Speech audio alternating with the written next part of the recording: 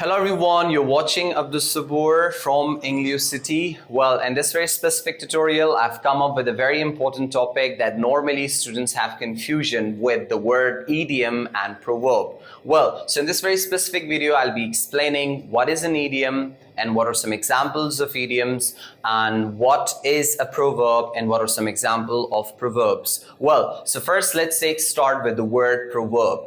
What is a proverb? A proverb is a short, famous saying, right? Or a proverb is a traditional saying. Normally, proverbs are used by the wise people. And there are two kinds of proverbs, which is a famous proverb and which is an ordinary proverb. For example, if I talk about all's well that ends well, so obviously a very prominent English scholar will definitely click your mind, which is William Shakespeare. William Shakespeare have talked about all's well that ends well. So this is a proverb which is said by famous people. And there are some proverbs which are said by the ordinary people, which are common people. So those proverbs are not very famous. So what is a proverb? Proverb is a short, well-known or traditional saying or words. Now, proverbs are used for two purposes. Purpose number first, proverb is used for a lesson. Purpose number second, proverbs are used for a universal fact.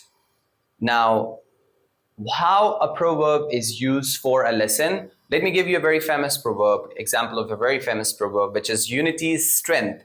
When you talk about a unity is strength, so that has a message. That would automatically click your mind that there was an old man who was about to die. He called all his sons and children and they asked them to bring sticks. So they give all separate sticks to every child, and they could easily break those sticks, right? But once he collected all those sticks and give all his children, nobody could break them. So that's how he gave a lesson to their children, right? That if you stay united, no one can break you. The great example of United Nations are made of 27 countries. They all are together and they literally rule the world, right? So proverbs are used for lesson, such as unity is strength. And proverbs, second usages, can be used for a universal fact or a universal truth. For example, we talk about might is right. Or let's take an example of tit for tat. Tit for tat. You all believe in karma, and karma says whatever you do in life, that automatically comes back to you. Whatever you put in life, that comes to you back. If you do good, you will have good. If you do bad, you'll have bad. So that's how proverbs are used for universal fact, right? Well, now moving ahead towards idiom, that what are idioms? So idioms are expressions, and they're mostly informal expressions.